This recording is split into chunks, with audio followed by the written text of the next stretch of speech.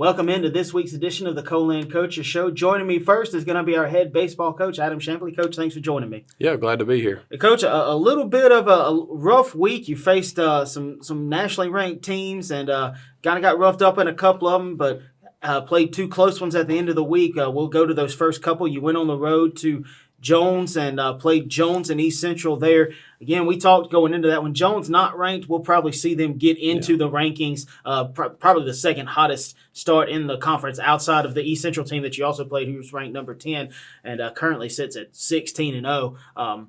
So, spoiler alert a little bit there. Wolves didn't give them their first loss of the year, but we'll talk about the Jones game first. You lose that one 6-1, and you look at it and you go, didn't have a lot of hits. But, it didn't feel like it was out of touch. You had some opportunities late in that game before the score kind of piled up to maybe to get in that one to keep it tied or to tie it up or maybe even take a lead. But your thoughts on the game overall? Yeah, I mean, obviously going in to win it, and I think it was 2-1 till the fifth or sixth. And I thought Co-Lin gave us a really solid start. They hit him a little bit, but and also the first ever start for Galat. So kind of a different role there, and him not coming out of the bullpen and throwing more innings than normal, and people being able to see him a little more than normal. So it did give up some hits, but once again gave us a chance to win the game. We just didn't offensively didn't do enough, which saw several really good arms for Jones. I mean, that's just part of playing a good team. You're going to see good arms and good hitters. So overall, I thought they were pretty talented. Right. And you just alluded to it. Jones scored one in the third and the fourth to take a 2-0 lead. Wolves come back. You load the bases in the top of the fifth. I think a single walk, hit by pitch, something like that. But you get the bases loaded with no outs, and you're thinking, this is our opportunity. This is our moment. We've got to strike it. And then the starter for Jones, probably arguably one of the best left-handed pitchers you'll see all year, I think, goes strikeout. Get an RBI ground out from CC that scores, J.D. Weed, and then another strikeout. So you make it 2-1, but you got to feel like, man, we really let a big opportunity go by because we could have scored at least 3 right there and taken a lead and maybe put the Bobcats on their heels a little bit. Right. And then you look in the sixth, it's kind of the same thing happens. You get 2 quick outs, but then you get, I think it was back-to-back walks maybe that get you 2 runners on with 2 outs, and again, a strikeout ends the inning. So again, pitcher for the Bobcats does his job as any good pitcher does. Even in a tight jam, he finds a way to get out of it. So it was 2-1 after the sixth, and then that's kind of where everything kind of piled on. You don't want to say piled on, but Bobcats scored 2 in the sixth, 1 in the seventh, and the eighth, and then the Wolves had just 3 base runners combined in those final 3 innings. That's how you get the 6-1 game there. So 3 hits in that one. We talked about a couple of them, but Tucker Jones, J.D. Weed, Jonathan McKenzie all had 1 hit each. And then you mentioned Co-Lin getting his first ever start. 5 1/3 innings allowing 2 runs on 4 hits, 2 walks, and 2 strikeouts. So you asked for more out of Kobe than you probably ever asked for him at any time in his career, and it really felt like he delivered for you. Right, yeah. We knew he would. He would, at the end of the day, we talk about starting pitching, but it's still pitching. Obviously the routine's a little different, and you got a lot more time to get ready for a start than you do just rolling out there and throwing some balls in the bullpen and jumping in the game. But he's a guy that's going to go out there and compete no matter what the role is, and he did that, and we felt like he would. Once again, you're facing a solid offense that was able to just kind of get out of reach on us. And then you also brought in Caleb Flynn. He pitched 2 2/3 for you, allowed 2 runs on 3 hits with 1 walk. Another solid outing for Flynn. Mm-hmm. Kind of after, like we talked about, that first outing, a little rough for him, but everyone since then it's kind of gotten better and better, and he's really kind of easing in, transitioning well into the college game. Right. Yeah, I was happy with Flynn's performance.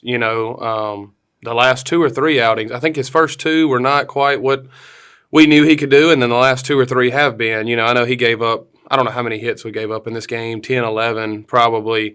So, I mean, overall, yes, they hit our 2 arms a little bit, but I think we only walked 2 or 3 guys. So, I mean, we made them earn everything, and I don't know that we made many errors. It was one of those games. I think I told our guys after, guys, they outplayed us. They beat us, and it is what it is. We got to find a way to get a little better.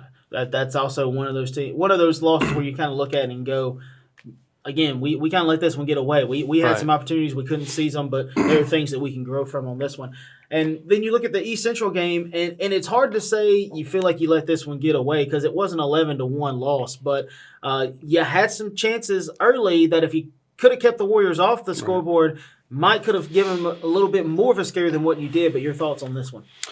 I thought, I thought East Central was maybe the best team we've played all year, all around, and I thought we probably played the worst game that we've played all year. And it wasn't from I don't know if we were trying to do too much at times, but we just did some things that were not very characteristic of our guys.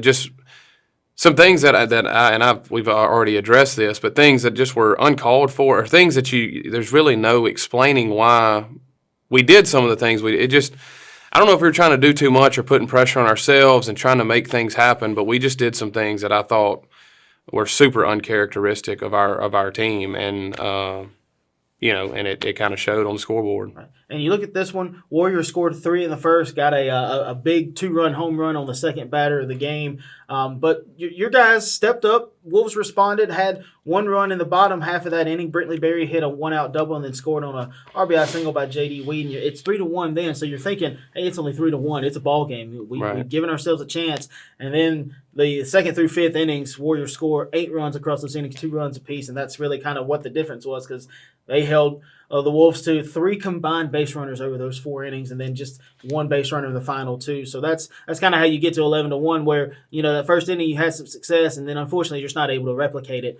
And you look at your starter, D. Morgan got the start, pitched 3 innings, allowed 7 runs on 7 hits, 1 walk, 5 strikeouts. So for D, a good outing as far as the strikeout to walk numbers are concerned, Right. but you'd like to see him, I think, maybe locate the ball a little bit better. It Yeah. seemed like when he missed his locations, the Warriors were able to really jump on it, and that's kind of what led to the 7 runs on 7 hits.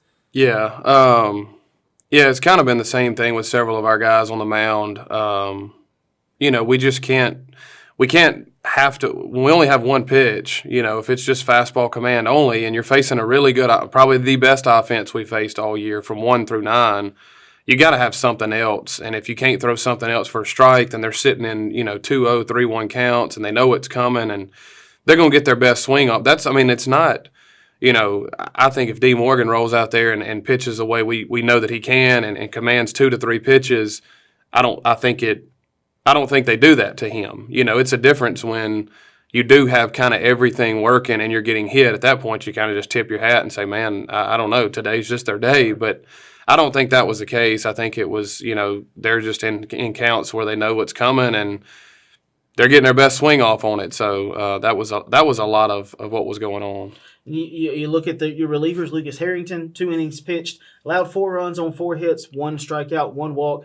I think the bright spot for you in this one was Judson Griffin. Again, we talked about him, roughed up a little bit in that first appearance. It's gotten markedly better ever since then. He pitched 2 innings, scoreless, hitless relief with 2 strikeouts. And a lot of people might look at the box score and go, yeah, he was facing the guys who got subbed in and those kind of things. But hey, he's still got to face those guys. Those guys are still on that team. They're still good hitters. And Judson did the job that you asked him to do. Yeah, and I think I guess kind of to reiterate the fact, like he's been able to throw his curveball, which is a good pitch for him.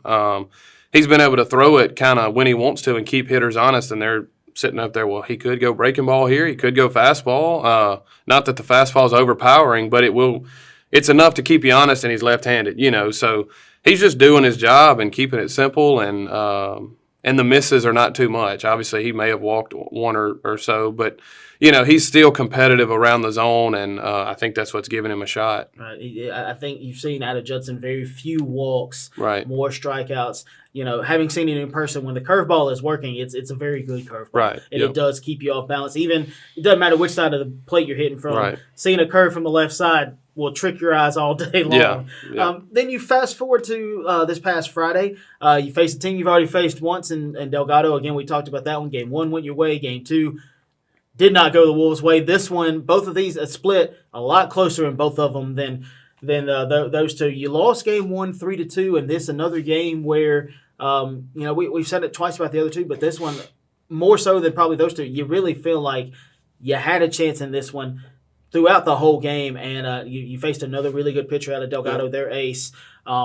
of the staff, and he did what he did and got out of jams. But your thoughts on this one overall?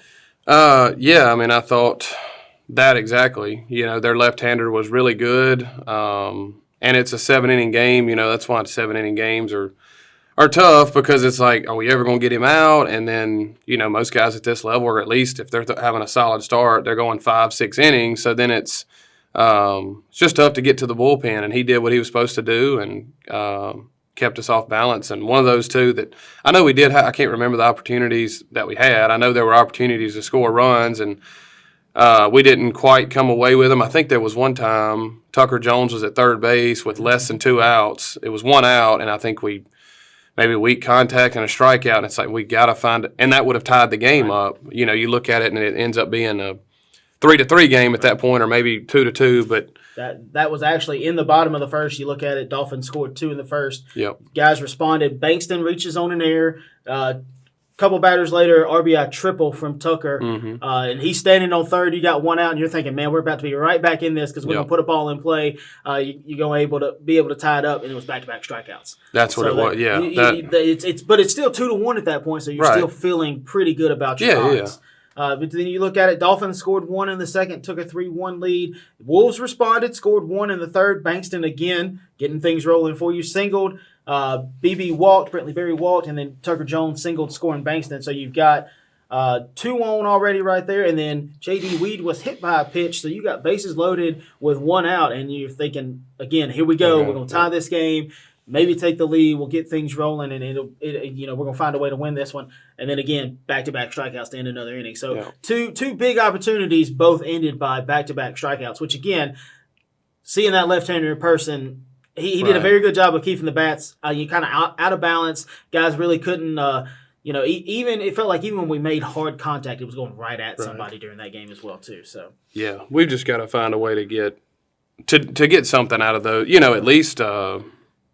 Contact, and that's we've struck out a decent amount and obviously talked about those things, but we've got to find a way to get those runs in. So you look at it, you get 2 base runners across the final 3 innings, and that's kind of the story of the game, as we talked about. Again, the left-hander from Delgado just kept the bats off balance all the time, except for Tucker Jones. Tucker Jones didn't struggle with him. Tucker went 3 for 3, 2 RBIs, and Braden Bankston also had 1 hit. I think if you looked at this one, you go have a day Tucker Jones, because he finishes 5 of 6. They were only able to get him out 1 time because he walked the other plate appearance. So just a great day for Tucker. But you look at your pitching lines. Jordan McKenzie, J-Mac got the start, pitched 3 1/3 innings, allowed all 3 runs on 2 walks, 2 strikeouts. Not a great outing from Jordan, not terrible, struggled at times, gave up some hard contact. Guys were able to make hits, but your thoughts on Jordan's start out of this one? Yeah, I thought he kind of had some tough luck in the first inning with the leadoff guy. He check swings and hits a double down the left field line. I mean, it just landed in a perfect spot. So leadoff double, that was kind of, just a weird play. Yeah. And then he gave up another double in that inning from a left-hander that was a legit double. He hits it deep down the left field line. It's just kind of fading away from J.D. and lands, a foot from the foul line.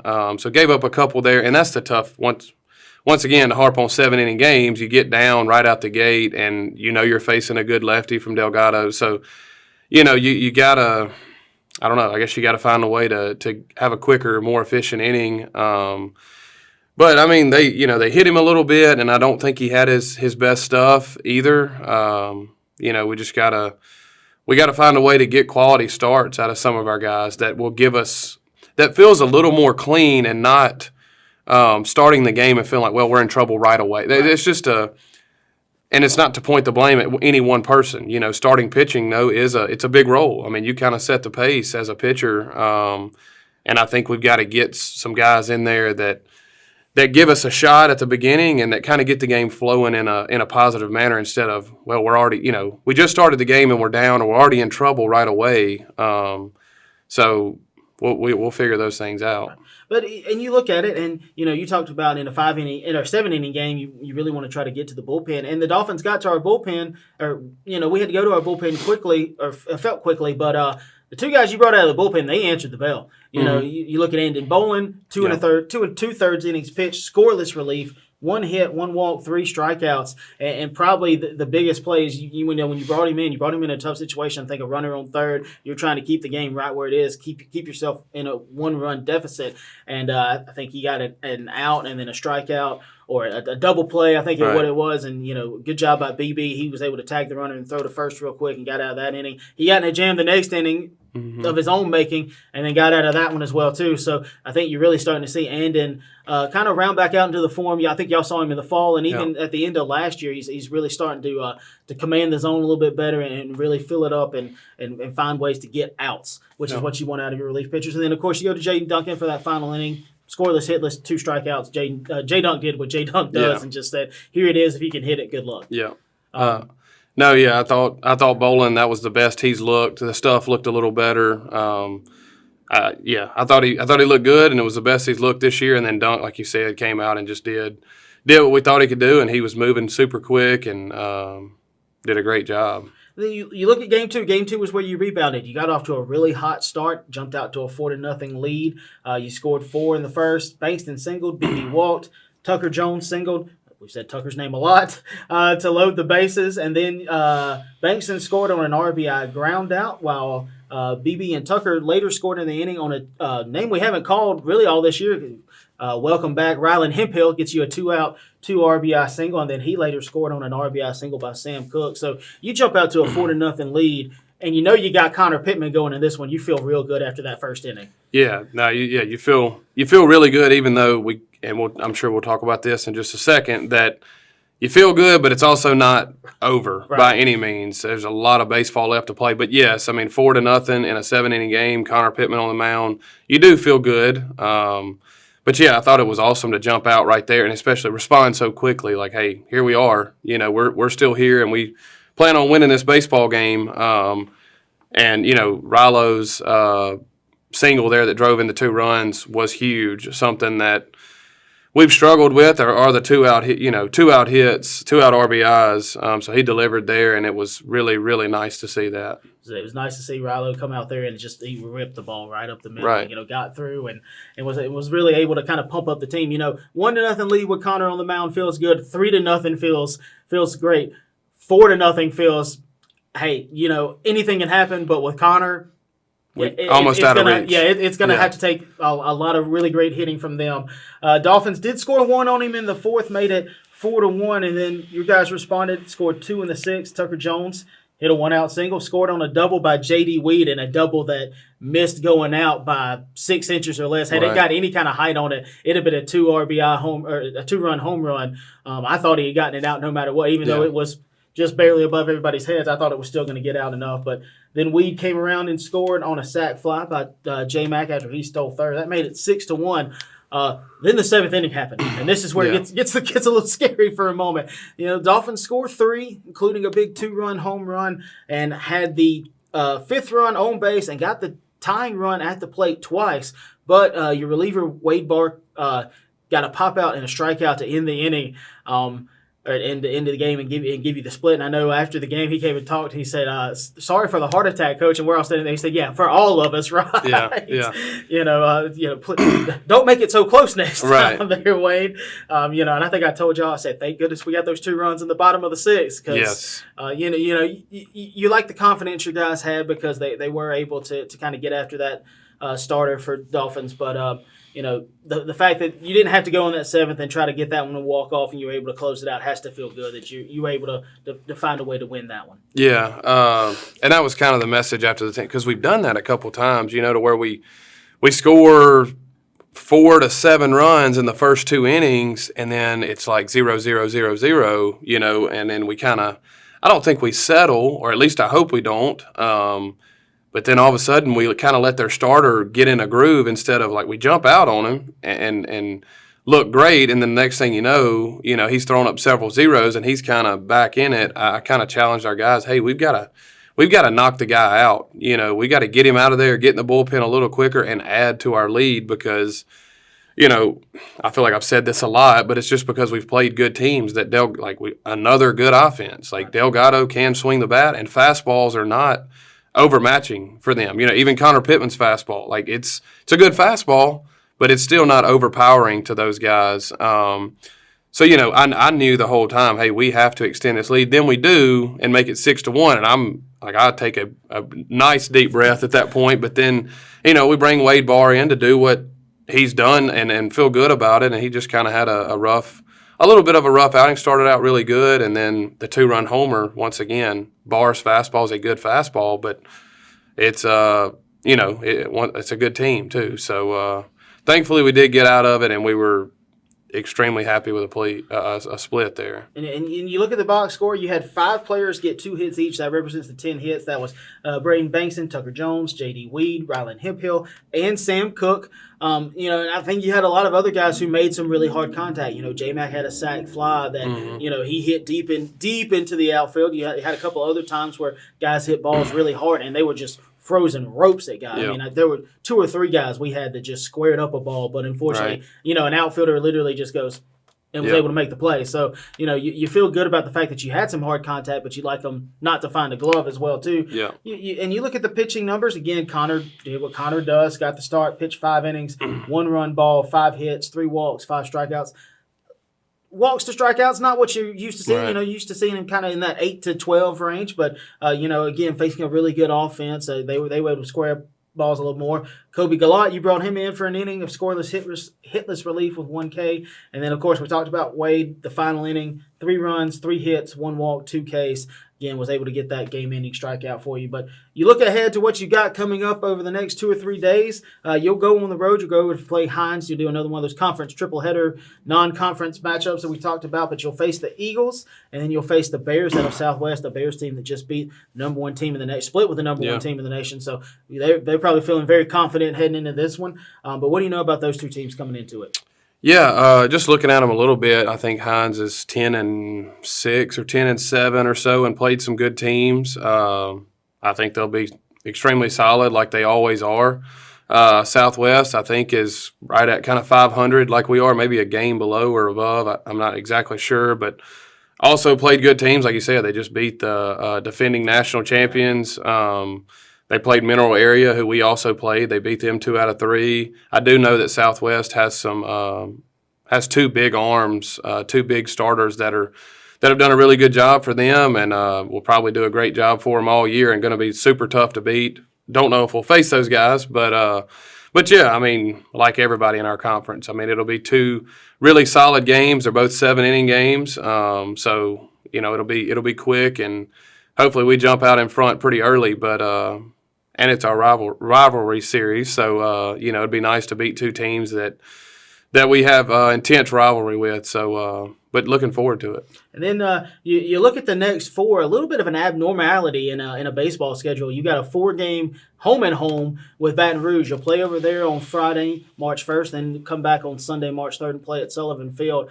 Again, not something that you see a lot of teams do, play 4 games with a day in between. A lot of times we've seen a lot of teams here play 3-game series and play 2 on one day, 1 on another, those kind of things. But again, what do you know about that group of Bears heading into this one? I know they've played some of the teams around the conference and have some up and down results. But what do you know about that bunch? I was actually looking at some of their stuff last night.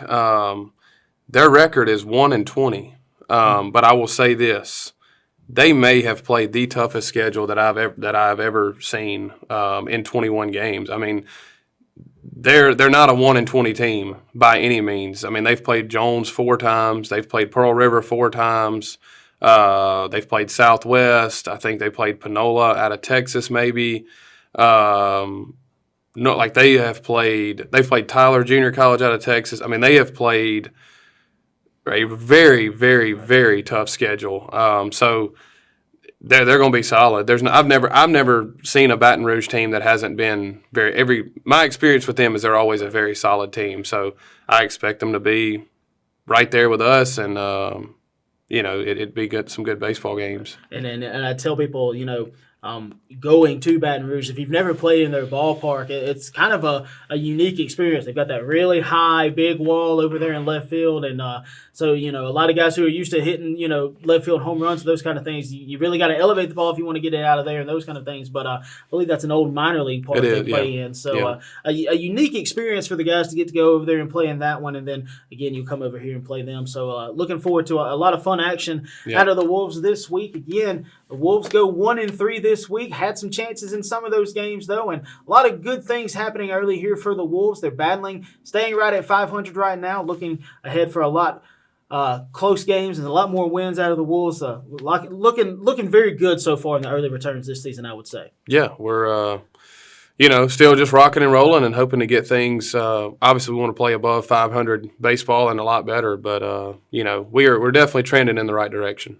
So that will wrap up our baseball portion of our show. Again, Wolves will be back in action on the road in Raymond against Hines and the Southwest Bears on Wednesday, and then they'll play the Baton Rouge Bears in Baton Rouge on Friday, and then at Sullivan Field on Sunday. Stick with us through the break. We'll talk about softball and basketball when we return.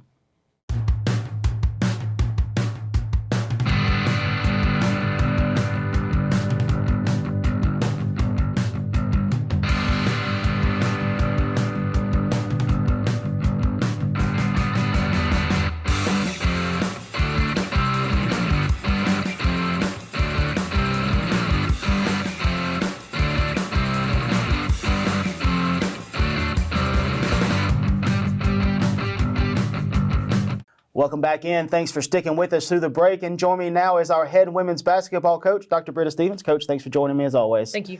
Coach, a little bit of an up and down week this week. You went 1-1. Felt like you probably should have won both of these, but you get one win. One's always good, and you won the one at home. That's the most important thing, as we've always talked about. We'll start with the win at home against the Lady Tigers Coahoma. You beat them 77-65. Your thoughts on how the girls played in that one? Yeah, that was a really, really good win, and it has been kind of an up and down week. We felt like we probably should have won both this week, and we played well at East Central. We just couldn't pull it out, couldn't make shots down the stretch. Went through a long spurt there where we didn't score. The Coahoma game, on the other hand, was, to me, that may be our signature win of the season. The Northeast win is a good win, but that Coahoma game was a really good win. The first half we didn't play great defensively, especially, when I looked at the scoreboard at halftime, they had scored 40 points and they were on pace to score 80. And we went up there at halftime, Coach Holt and I told him, I said, we can't score 80 points, y'all. We've got to slow this game down. And slow it down is the wrong word. We like to play fast, but we needed to slow their scoring down. We were just letting them score at will. They were beating us off the bounce really bad, and so we needed to do a better job of containing them, keeping the ball in front of us. And so that was one of our keys, and we came out in the second half and we really did that. And we exploded for some offense in the second half as well, which was huge. If you can get defensive stops and you can explode for offense, that makes for a really good night. Right. Yeah, and you look at the box score. You're tied after the first quarter, 18-18, and then they outscored you 22-15 in the second. That's kind of what led to that trailing at half 40-33. But then, as you alluded to, second half was an offensive explosion. You scored 22 points in both quarters. You outscored them 44-25, and that's how you get to 77-65. So I think I told you right before you went to talk to Ken on the broadcast, I was like, if you want a talking point, hey, you outscored them 44-25. And anytime you do that, you got to feel good about your chances of getting a win. Yeah, and I didn't know that until you gave me that number. I knew we had played well, and I didn't know, you look back and you go, well, who played well or who didn't? In this game, I felt like everyone played well. I felt like everyone got baskets, and we were so unselfish, and every shot that we took, even the shots that didn't go in, they were really good shots. They were in the flow of the offense. We were moving the ball well, and I just felt like we were clicking on all cylinders. Like I said, I feel like this may be the best game we've played all season. We had some kids who really scored on offense, and then we had some who didn't really produce a lot on offense, but what they did on the defensive end for us to help us close out the game late was huge, and it helped us get the win. And you look at your box score for your scores and those things, you just talked about it. Angel Wilkinson, Cookie led you in scoring, 16 points, 2 rebounds, 3 assists, 2 steals. Just kind of an all-around really good game out of Cookie. Also got a double-digit game out of Kayla Howard, who also flirted with a double-double, 14 points, 9 assists, 6 rebounds, 1 steal. So your two starting guards really did what you asked them to do, and that was be the fuel for the engine. Yeah, Cookie Wilkinson, we've talked about her a couple times, and she's finally starting to figure out college basketball, and she's got the ability to play really well, and she's had 2 or 3 really good games in a row. Kayla Howard is not somebody that we always ask to score, and she had a stellar night this night. Not only did she score, but 9 assists, so she ran our team, and she did a great job of distributing the ball. She played, again, I think that's probably her best game of the season. Sometimes what she does doesn't show up on the stat sheet because sometimes we ask her to guard or sometimes we ask her to do certain things, and it doesn't always show up on the stat sheet. You also look at it, Jamia Smith, 10.6 rebounds. Sierra Myers flirting with a double-double, 8 and 8 out of her. A name that we haven't talked a lot about scoring-wise, Mila Harper got you 8 big points, a couple of big threes. I really kind of seen her in the last couple of games take those threes that you've wanted her to take all year, and it's been like, I think she's finally said, hey, if I'll take the shot, right. A lot of times it's going to fall down. I just got to take the shot and have confidence in it. Yeah, I felt like against Kahoma, she kind of had a light bulb moment, and it was like, hey, I'm open, let me shoot it. And we have talked all year about shoot it when you're open, and it was kind of a light bulb moment. And I looked at the bench, and I said, well, 23 games in, and she's decided to shoot it. And I'm happy about that. I'm glad she has. And again, I felt like the shots that she took were really good. They were in the flow. The ball had gone inside and come back out. They weren't early in the season, not just her, but a lot of us were taking one pass, shoot the 3. Well, we don't shoot the 3 great. That's not one of our strengths. Mila Harper is one of our better 3-point shooters, and I'm okay with her shooting it more than I am some of the others, but her shots were in the flow of the offense. The ball went in, we kicked it out, or we drove and we kicked it, and I thought that was what made her so successful. You also look at it, Ashanti Fleming Pumpkin flirted with a double-double as well, 9 and 7 out of her. So you had a lot of girls this game really were close to being able to have some double performances, and anytime you get those, or anytime you have that many who are close to having it, you've had a good night. Yeah, when you can get multiple people scoring in double figures, that's really good, and multiple people close to a double. So now not only are we scoring, but we're getting rebounds or we're getting assists. Those things make a difference. I think we'd be remiss if we didn't talk about Alex Washington and Sequoia Bolden in this game. I don't know if either one of them scored a point all night, but they came in late. We went zone late against Kahoma, which was not something that we had really talked about doing, and it was something we kind of pulled out of our bag of tricks, and it really worked. And those two, Alex Washington in the middle of our zone, she is a big presence, and she was able to get a lot of rebounds. And then Sequoia Bolden does what she always does for us. She gets steals and she gets stops, and those two were really critical defensively, helping us get some stops. We played a little offense for defense late in the game with Q and C, and C was able to come in and get some baskets, and then we put Q back in, and she was able to get defensive stops. And I think those two, again, their stat line probably doesn't show that, but what they did late in the game helped us get those 77 points and win the game. So big, as we always talk with them, big assistance on the defensive end. Maybe not always getting the offensive board or offensive points, but they're usually getting offensive boards for you, those kind of things as well too. So helping you both on both sides of the floor, even if it doesn't always show up in points on the scoreline. So we'll jump ahead to this past Monday. You went over to Decatur, played against the Lady Warriors, a team that we talked about, very similar to the Lady Wolves and kind of blue collar, very up and down throughout the year as well too. You dropped this one 72-65, but it did feel a lot closer than a 7-point margin for most of the game. And I think y'all had a lead late in the third quarter and part of the fourth quarter, and they were just able to make some more baskets there at the end stretch. But your thoughts on this one overall? I felt like I wasn't extremely pleased with how we played. I'll be honest with you. I didn't think we played awful, but I didn't think we played our best basketball. I didn't think we played our best game. I thought when we ran our stuff and we were getting shots in the flow of our offense, we really played well. But I felt like there were a lot of possessions where we weren't doing what we needed to do offensively. I didn't think we rebounded very well. I thought we were absolutely terrible on the defensive end, if I'm being completely honest with you. So I felt like there were a lot of things that we could have done better. We turned the ball over 19 times. We got out-rebounded by 10. It's hard to win when you do those things. And the score doesn't indicate that we played that poorly, but I felt like we played very, very poorly against a team who, going in, we're very even. We were one game ahead of them in the conference, and so we knew that this game had there was a lot on the line, and it almost had a playoff atmosphere. Like from the tip, it was very, very playoff atmosphere, very tense, very up and down. Their coach was on the referees.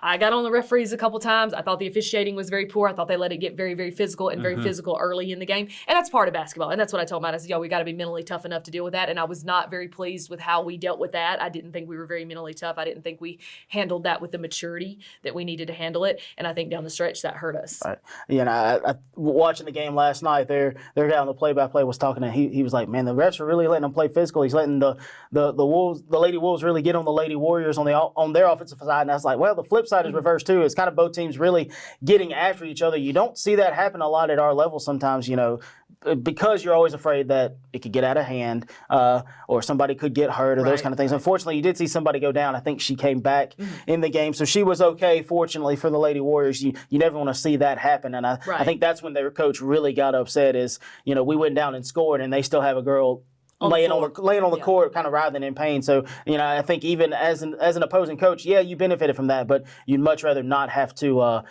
benefit that way. But you look at the box score. Lady Warriors outscore you 22-16 in the first quarter. You outscore them 14-12 in the second, and you're down by 4 at half. Then you turn around in the third quarter, you outscore them by 1. I think you're trailing by 3 at that point. But the big difference, 4-point Lady Warriors outscore you 21-17 in the fourth quarter, and that's where you get the 7-point deficit from. You look at your leading scorers, a name we just talked about, Ashanti Fleming. In this one, she had 17.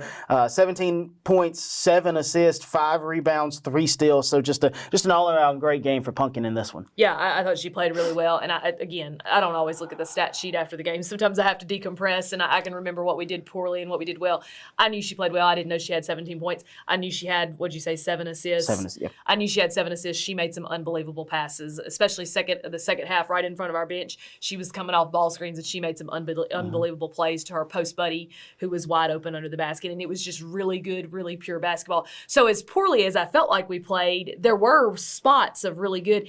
And offensively, when we ran our stuff, we were really good. It was when we didn't, or when we took bad shots, when we turned it over 19 times and we gave them easy transition baskets. Defensively, we were just not very good. We couldn't keep the ball in front of us. When we did, we were fouling. When people got past us, our post rotated and we had to foul, and we just did a very poor job of that. I think if you look at it, we gave them 20 plus points off of free throws, and they were letting us play very physical. And granted, did we get fouled some and they didn't call it? Yes, we did. But did we foul them most of the time that they called the foul? Yeah, we fouled them.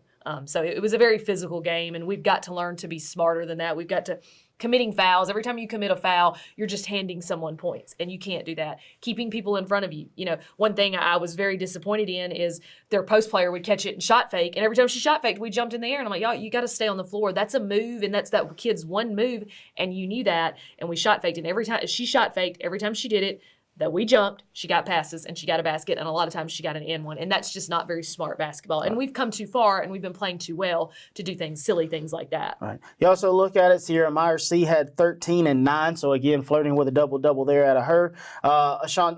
Ashanti Payne, Cookie Wilkinson, Alex Washington, all with 9 points as well, too. So you got some big scoring from a couple of your post players as well, too. So you look at this one and you go, we didn't play well. We still gave ourselves a chance, though. So there's still some things you can take from that one and learn and grow and move on and apply to these last 3 games you got coming up. Yeah, and look, playing on the road is hard. Winning in this league is hard. East Central's a good team. Their record going in, they were like 14-6 or something like that. I mean, they're a good team. So it's not like we went on the road and got beat by a team that's not going to be in the playoffs. So that's encouraging. And there are a lot of little things that we can fix, and we're still in a decent position. You know, had we gotten that one last night, I felt like if we could get that one last night, we probably had a really good shot of not only getting in, but maybe finishing in like the 8 or the 9 seed. Now, I think it's going to be a little bit harder, first of all, for us to get in. I think we're going to have to win some games. And secondly, to finish that high, I think it's going to be very, very difficult. And that's just part of playing. My whole goal, and we've talked about this a whole lot, let's just find a way to get in. Would I like to be higher than the 12? Absolutely. But if all we can do is sneak in at the 12, let's sneak in at the 12 and let's try to make a run in the playoffs. So there are a lot of things that we can work on and grow and get better and learn from this game. I think we've said it multiple times this season. You get in, you give yourself a fighter's chance, and that's all you can ask for, especially in postseason play. You look ahead to the next couple that you've got. You've got 3 overall left, 2 at home, 1 on the road. We'll talk about 2 out of those 3. The most most recent one coming up is against Hines. For those of you at home watching, I'm about to say a mascot name that might confuse you because we talked about Hines yesterday. We said the Eagles. In basketball, they're the Bulldogs. Just because of some things that they're on a different campus, those kind of things. They have two different mascots. All their other athletics are the Eagles. Same school, just two different mascots, and only in basketball. But what do you know about the Lady Bulldogs heading into this one? I know y'all played them earlier on the road. I think we won that one on. No, we lost that one on the road. That's right. Had it and let it go late. But what do you know about that team coming in? Surprisingly enough, usually I tell you I don't know anything. Surprisingly enough, I do know a little bit about Hines. We played them back in January, right after we came back from the Christmas break. Went up there on a Saturday afternoon, got beat in a game that we should not have lost, did not play very well. We had played 3 games in 6 days, so we were a little leg weary, and I'll attribute some of that to scheduling on coach's part. I'll take a little bit of the blame for that, but we didn't play very well there. They're a good team. They've only won 2 conference games, but they're better than their record says. They have played everyone close. Even the game I was watching before I came in and talked to you, I was watching them play Northwest. Well, it was a 4-point game, and Northwest is in like the 5 spot in our league, so they are a very capable team. They've got one post player, a left-handed kid who is extremely talented. She's averaging about 16 a game, and we did not handle her well there. So we'll have to figure out a way again. And I'm going back to last night. We didn't handle their post players very well. So our posts have got to really gear up and try to guard this kid. I talked to the coach from Southwest. He said one of their guards played really well last night. She had played really well against us. So they've got really good pieces, and they've been playing really well. I'm going to flip it. I'm excited that it's at home. We have been really good in Mullen Gym, and that is a good thing. And I don't think I'll have to get my group dialed up to play this one because they know that we shouldn't have lost that game to Hines, and they've got a little payback mentality to them. They also know that there are playoff ramifications. It's going to be our pink game. We've invited some special guests. So there's going to be a lot of things going on, and that's exciting. That gets them dialed up for the game. So this one, we owe them a little payback. Will it be easy? No. And that's what I told them last night. I looked at them in the huddle, and I said, do y'all think this is going to be easy? I said, did you think we were fixing to come up here and run away with them? I said, this is not going to be easy. It doesn't matter who we play or where we play or when we play. Every game is going to be hard. And so we just need to go in with the same mentality we went in with Northeast and Kahoma. And again, the home games are important. Let's try to win the home games. And then whatever happens after that, we'll figure it out. Right. And then you look at the one this upcoming Monday, your last regular season road trip. Might have saved the hardest one for last. The hardest in terms of the fact that you got to go to Itawamba, and there ain't no easy way to get there, and it is a long bus ride. I think somewhere within the neighborhood, in between 4 and 5 hours from Wesson. So And the Lady Indians themselves, I think, are a very tough team. They've been playing really good all year, within one of those top 5 spots, if I'm not mistaken. But what do you know about that group heading up there on Monday? Well, they did save the worst road trip for last. That's not all bad. It is a monster trip. There's no good way to get from here and there. And Coach Sanders and I have talked, what time do we want to leave? What do we want to do? So we're thinking, let's leave early. Let's stop halfway. Let the team sit down and eat. Just try to make the most comfortable day out of it that we can. We even talked about, do we go and spend the night overnight? That's not really what we do. So I will probably just leave early and try to break the trip up and get there early so they can get their legs on a really nice gym, really nice facility. So it'll be a good environment to go into and a good environment to play in. I know they're good. I've seen their roster on paper. I know those names. They're names that everybody in the state recruited, and a lot of their kids are from the northern half of the state, so I don't know as many of them as well as I know some of our southern kids, but I look at her roster and I go, she's got the pieces to be really, really good. Have not watched not one game that they've played. I'd be lying if I told you that I had. I try to watch 2 or 3 games ahead, and we've been in the rotation with Southwest, with Northwest, so I've watched a lot of their games. I have not watched a lot of Itawamba games. I know in my career going to the Davis Event Center and winning is very difficult because they are good. Robin runs a lot of stuff. She plays a lot of man.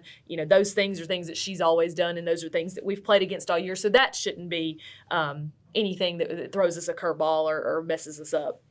So you look at it. You're down here at the end of the year, like we said, 3 games left, and you're pretty much, I think, where you wanted to be. You've got a chance.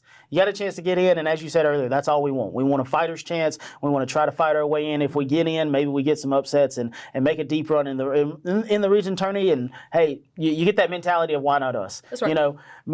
Why not us? Why not us get hot at the right time? Make an unexpected trip to the national tournament or something like that, and just have fun at the end of the year. You've only got a few games left. You might as well enjoy them, and especially for your sophomores. You've got 2 home games left. Enjoy them while you got them. That's right, and am I where I want to be? Are we exactly where we want to be? No, we're not. Do I feel like there are some games that we should have won and we could get back or should have gotten back? East Central last night, I feel like we should have won that one. When we went to Holmes, I feel like we should have gotten that one. Northwest here, we had them, and all we had to do was finish the game out. So there are 2 or 3 that I look back on and go, man, we should have gotten that one, and we could be here, But you can't do that. You can't keep looking backwards because you can't change the past. All we can do is keep looking forward and win the next one and focus on the one after that and focus on the one after that. And like you said, let's get in the playoffs, and then let's give ourselves a fighter's chance, whether we go in at the 8, the 10, the 12, whatever it is, whether we have to go on the road or play at home. Would I love to play at home? Absolutely. It's better for us to play at home. We've been really good in Mullen, and we know that.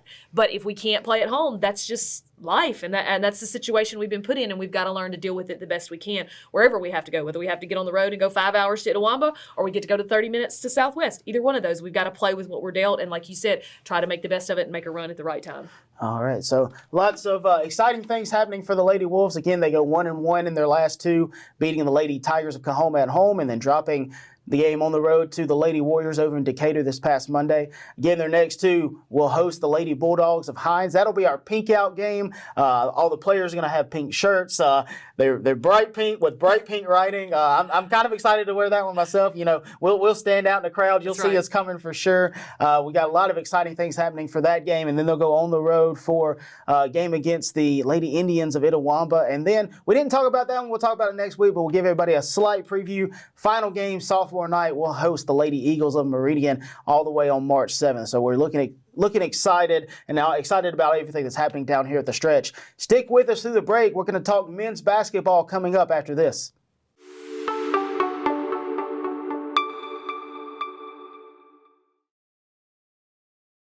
Welcome back in. Thanks for sticking with us through the break. And joining me now is our head men's basketball coach, David Sanders. Coach, thanks for joining me as always. Thanks for having me. And, Coach, you guys rebounded, had a little bit of a tough skid there. You lost 3 out of 4 before this past couple. You won both of these. Won them in fairly convincing fashion as well, too, I think, in both of them. 70-54 win at home against Coahoma. We'll talk about that one first. Your thoughts on that one? And then this was the one where the guys really kind of rebounded. They come off the blowout loss to Pearl River, didn't play very well on the road in that one. And you guys I thought they rebounded well in this one, in this win. Yeah, we've been struggling to score a little bit. Some of our shooters and I've been knocking down shots. So the answer to that is always play really good defense, rebound the ball. I thought we did that against Coahoma. Kind of limited them one shot, and we were able to make enough plays on offense to win the game. And you look at the box score, you outscored them 28-21 in the first half, so you held a lead at halftime. You were able to carry that over, and really kind of it really felt like you exploded in the second half. At 42 points, it kind of felt like more than 42. I think you turned a lot of defense into offense, and were able to find some stops. You outscored them 42-33, and that's how you get the 70-54. Win there for the guys, and it really felt like the second half was the biggest difference. You had a 7-point lead, but the second half is really felt where you tighten the screws on them. Yeah, we trying to turn our defense to offense to kind of help us get some easy baskets. I feel like for the last few games we've been struggling to score in the half court a lot, so we're trying to speed the game up and increase some easy opportunities for ourselves, and I feel like we did that in the second half. And you look at the scoring line, you had 4 of your 5 starters in double digits. Yvonne Johnson led the way, flirted with a double-double, had 18 and 7. I think here late in the season, you're really starting to see the lights coming on for Yvonne. He's really kind of starting to figure out where his good shots are, where he needs to get to his spots, and either make the shot or get to the line. Yeah, he had a really good first half for us. Hit 3 threes in the first half, and kind of got us going a little bit offensively. And Yvonne's a really efficient catch and shoot guy. He can get down here with the ball, and he also post up. So he's been a really big asset for us. And then you saw Corteria Scott had 17. He had a solid outing, 4 rebounds, 4 assists, 1 steal. And then Devin Carter and Eman both with 12 points. Eman narrowly missing a double-double, had 12 and 9. So both of them were able to contribute as well, and you were able to get solid output from 4 of your 5 starters. Yeah, we felt like all those guys played pretty well.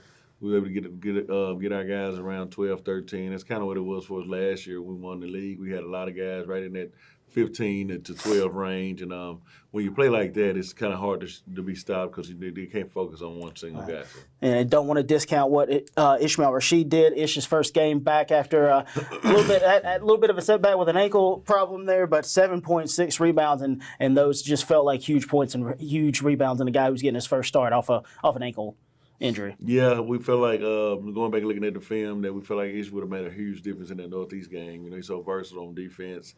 Josh Holman caused us some problems, and we felt like Ish could have, kind of neutralized him a little bit. So it was great to get him back on the court.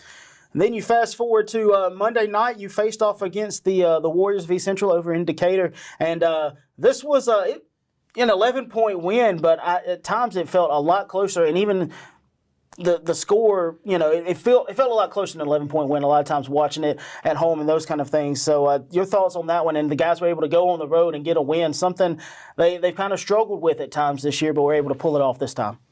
Well, I guess seeing how my starting backcourt couldn't throw it in the ocean, it's good to be able to still get a win because those guys, we depend on a lot for points, and they struggled all night. I think those two and Avon Johnson were combined 1 for 17 at halftime.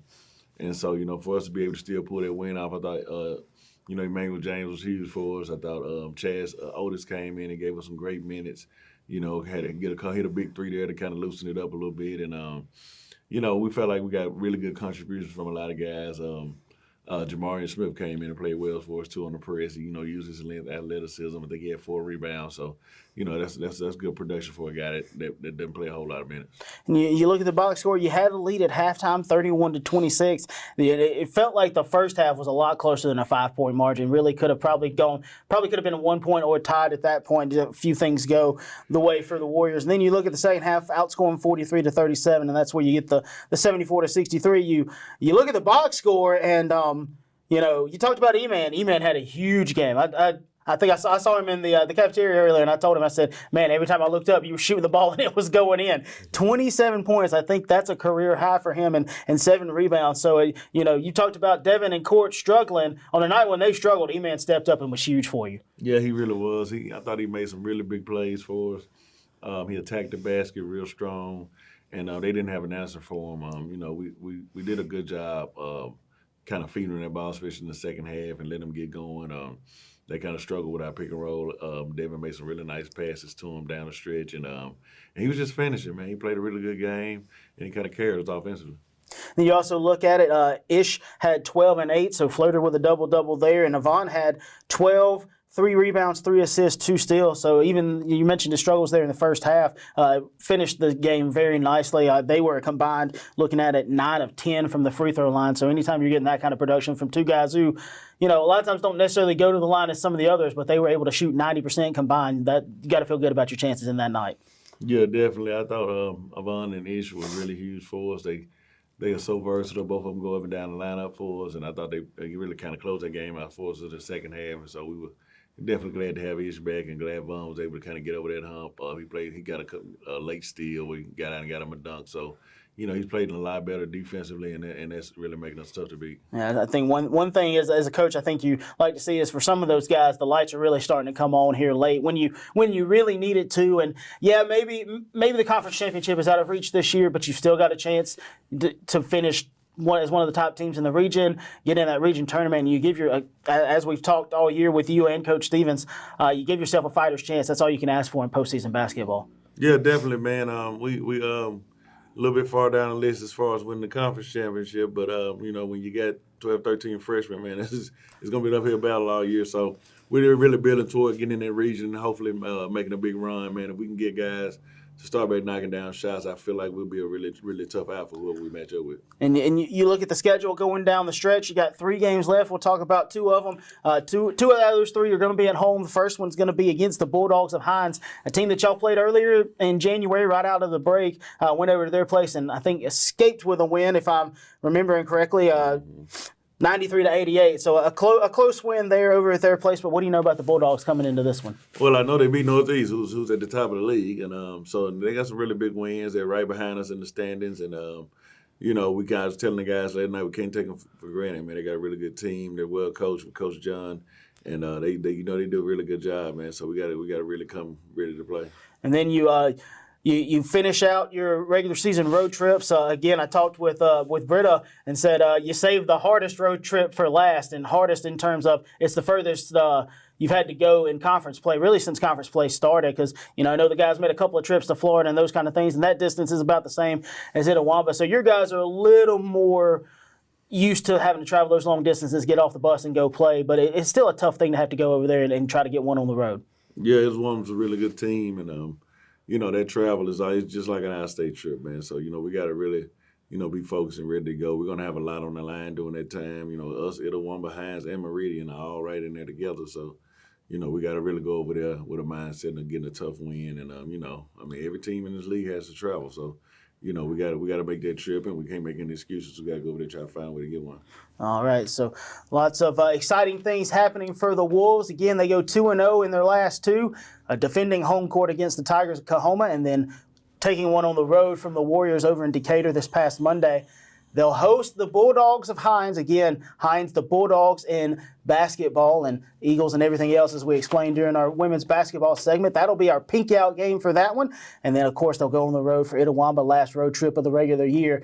And then we'll talk next week about the final home game of the year against Meridian. We'll have sophomore night on that one as well, too. Stick with us after the break. We're going to talk to head softball coach Malia Howard, and you'll find out how the Lady Wolves did in their last few games and what we know about their opponents coming up.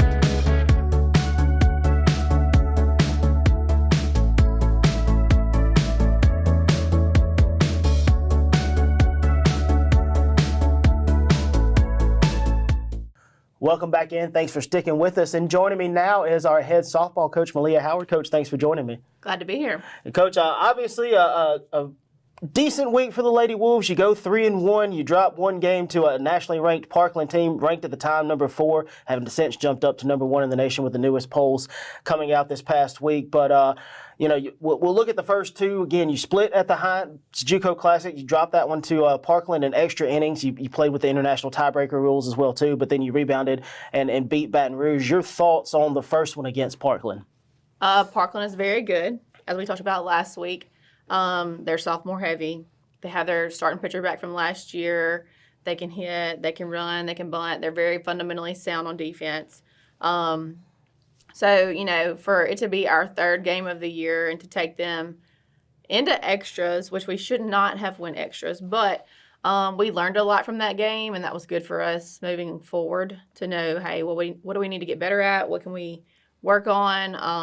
And they put pressure on our team, too, so that was good. We needed that. I think if you look at the scoring real quick, they scored 2 on 2 solo home runs in the first inning. Kind of not characteristic of what you expect out of Kara coming out of the first inning. She gives up 2 home runs, but the girls bounced back really quickly. You got a 1 out, 2 RBI double from Kinsley Ainsworth that scored Madison Moak after a leadoff triple, and Kinley Mulder after she drew a walk. So it's tied 2-2, and it stays that way for a long time. You get all the way to the 5th inning before there's any other scoring done, and you take a 2-run lead. Mulder reached on an error, and then the name we've talked about a lot, we'll probably talk a lot about her this whole season. AG came up and just cracked an absolute bomb of a 2-run home run. Her, at that time, 4th of the week. We'll let you know what she finished with later on. But you take a 4-2 lead, you've got to feel really good knowing you've only got to get 6 outs and you're going to get a win over a really, really good team.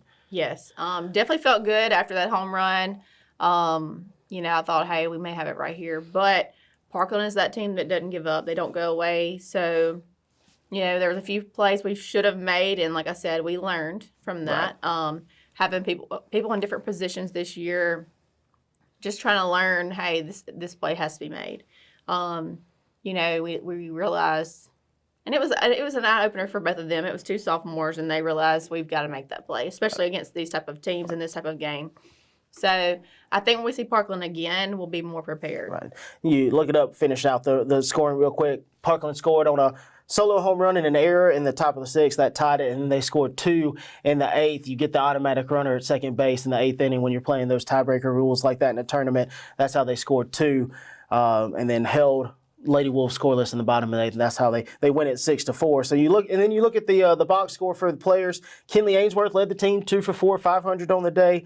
Only player with a multi-hit game, but you also had Moak, AG, and Leah Phillips with 1 hit each. And then you look at Kara's line. It's a very impressive line despite a loss. 7 in the third innings pitched, 5 runs, 3 earned, 7 hits, 3 walks, and she tied her career high with 9 strikeouts. So that's a hard loss to take if you're a starting pitcher, but I think Kara's the kind, and we saw it against Baton Rouge in the home doubleheader. She was able to just really put it behind her and go, all right, this is a good team that beat me. I really only gave up 3 runs, and that should be good enough for us to win, and we can move forward. And it was kind of a bad situation. We were on a field where the wind was blowing out. So both of those solo home runs were hit on the shortest part of the field with the wind blowing out. So, that was just tough luck for Kara. And then you look, Taylor Everson, she gets 2/3 of an inning pitch. She forced a double play on the only batter she faced. So an efficient outing for Taylor, none to say the least. But then you look and you bounce back in your second game, like we said, you won that one 7-2 against Baton Rouge. I think as a coach, you love to see that your team was able to just kind of go, all right, we lost that one. We're going to put it aside, and we're going to go ahead and take care of business in the next one. And they did just that. And we got up on Baton Rouge pretty quick, and we were able to get everybody in and rotate some people and throw more pitchers. So that's always a good thing, too. So you look at this one, 2 runs in the first, a leadoff single from Moak, a 2-run home run from AG, her second on the day, 5th of the week. 2 more in the second. Leah drew a leadoff walk. Moak reached on an error, and then both scored on the play. Had to be a little bit of an odd play that you basically gave up an inside the park home run on an error for Baton Rouge, but you'll take it all day because it gives you a 4-0 lead. Absolutely, and it was funny because Moak was rounding second, coming to third, and I was watching the outfielder, and as soon as I saw her throw it towards second, that arm kept moving. I sent her home all the way, and she looked at me like, seriously? And I said, the girl threw it in the wrong direction, so I kept sending you. Right. So. And then you scored 2 more in the third, a leadoff single from AG. She bounced back really well in this game. I thought, I talked to some of the girls after the game. They said she got robbed of probably a second home run against Parkland. Yes. I think she hit a couple others that were really well hit balls. And, you look at it, I think she was 1 for 4 on that game or 1 for 3, but I think it might have been a deceptive 1 for 3 kind of line, which isn't terrible by any means, but when you've got the lofty expectations that AG has, I talked to her and she was kind of like, I could have done a lot better than what I did. But a leadoff single from her, RBI double from Zykeria Cole, who then scored on a double by Emery Warren. You're up 6-0. You're really kind of cruising. They scored 2, and then your final run comes at the top of the 7th. AG cracks another home run, her 6th of the week. That was good enough to get her MACCC Player of the Week. So anytime your first week out, you get a player that has Player of the Week Player of the Week kind of week, especially when it's one of your sophomore leaders, it's a great week for you. Oh yeah, and the sophomores know. They know we have high expectations, and they know what we have to do to get it done. The freshmen are starting to learn what it takes. But yeah, it's good to see that sophomore leadership. Then you also got to use, I believe it was 3 pitchers in this one. Keegan McCorkle got the start, pitched 3 innings, got the win. I believe you brought in Emily Richard and Carly Rouse. Emily gave up the 2 runs, Carly scoreless, and I believe hitless in that outing as well too. So lots of good things that you saw out of 3 freshmen in this one. Right. Like I said, I told them, 7 pitchers. We're never going to go typically not going to go one day and throw all 7. But anytime I can get them in and we have the opportunity for them to get innings under the belt just to get that experience, that's huge. So I was proud of them. And then you look this past Tuesday, you host Baton Rouge again, a little bit, like we talked before, a little bit of an oddity where you play a team 3 times in basically 4 days, and one of those is your home opener. But you swept them. You won 5-2 and 9-4. It was a little bit tense at times, a little bit closer than what you would probably like them, but your thoughts overall on the sweep? Well, for starters, I know we can hit. So, immediately getting down when Kerry got that home run early in the game, I had some people see me today and they're like, when she hit that home run, you didn't even flinch. And I was like, well, it happens. But I trust our hitters that we can get it done and we can get the runs back on there. And Kara settled in after that first inning. I told her, I said, you might need to go ahead and throw 1 full inning in the bullpen. That way we can get that first inning under your belt when you come into the game. Right. And, she's ahead of where she was last year at this time. Last year at this time, she was still in recovery mode trying to get back. So that's good that she's there. So she's just, getting acclimated. But yeah, I trust our hitters to get us back in the game. A little bit of you almost not that you feel bad for Kara, but kind of hard luck circumstances and all the home runs she's given out. Every time she's given up a home run, the wind has been blowing out to whatever part of the field. Blowing out to the shortest part of the field, correct. So the home run Lady Bears hit in game 1 gave them a 2-0 lead out into left field. I told some of our girls, I said, hey, you hit it in the air today towards left field. It's probably jumping out of the yard. It's going, yeah. But you look at that, and like you said, your girls responded perfectly. You know, you only scored 1 in the bottom of the first, but hey, you scored 1. You got a leadoff single from Moak, and she later scored on a 2-out RBI single by Kinley Ainsworth, who had a whale of a day. I think finished 4 for 6 with 6 RBIs. 2-1 then, and then you take the lead for good in the second inning. You turn around, Leah Phillips gets you a 2-run home run, and then Madison Moak, the birthday girl, comes up and gives you gives herself a big birthday gift, a 2-run home run to give yourself to give it 3-2 lead. And I think at that point you just kind of knew, hey, it doesn't matter how many they score. I think we're going to be able to find a way to score no matter what. Right, for sure. And then the third inning, you scored 2 more, leadoff single by AG, and then Kinley Ainsworth gets in on the home run festivities as well too. She hit a 2-run home run that I think everybody knew as soon as it left the bat, it was gone. It landed in the bullpen in left field, and it wasn't just kind of in the bullpen; it was way It was in the deep in bullpen. the bullpen, yeah. And you look at the scoring line. We'll talk about the batters as well too. Moak led the day, 3 for 4, 2 RBIs. Ainsworth 2 for 3 with 3 RBIs. There's your 5 runs scored. And Kara pitched a complete game. Kara did what you asked her to do. Pitched a complete game. Looked really great. Just allowed 2 runs, 3 hits, 1 walk, and again tied her career high with 9 strikeouts. So again, we said she really took that loss to Parkland. Just was like, it happened. I'm gonna move on. And you saw that yesterday. Right. And I mean, that's going to help prepare her for conference. You know, sometimes things are not going to go her way or our way. And that's the big thing with us. Like, you know, hey, if we get down on a team just like Parkland and just like BRCC, I know that we can come back, and just getting our girls to stay calm when that does happen. Hey, you got punched in the mouth.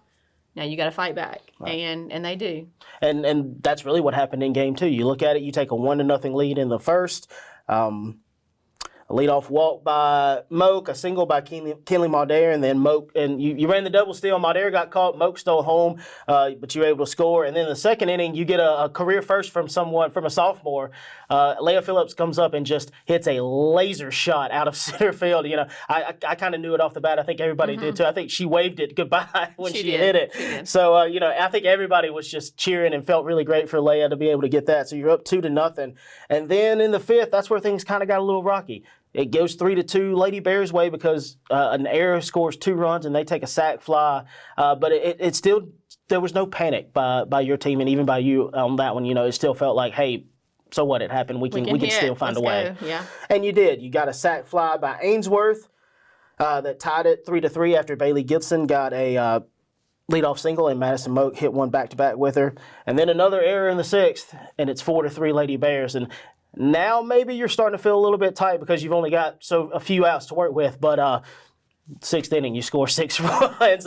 You know, you as a coach, I think you want to see your team respond, even if it's just 1 run. But when you see your team respond and they score 6 runs, that's a great feeling.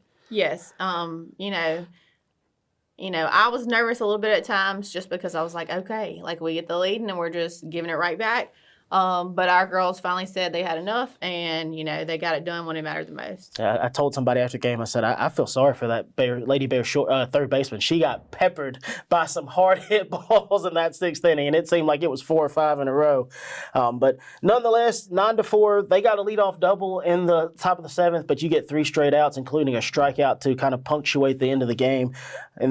And that's how you get the 9-4 win. You look at the box score, you had 4 players with 2 hits each, that being Kinley Maldair, Kinley Ainsworth, Leah Phillips, and Bailey Goodson, and then Madison Moak, Taylor Efferson, and Carson Huey all 1 hit each. So you had 11 hits, and it was kind of dispersed throughout the whole lineup. Yes, and we're still trying to figure out what's the right setup, what's the right lineup formula. Because we're getting the hits. We're just trying to get the timely hits, you know, stringing them together. So that's kind of where we are right now. And then defensively, we've got to clean some things up. But like I said, we have a lot of new people in new positions this year.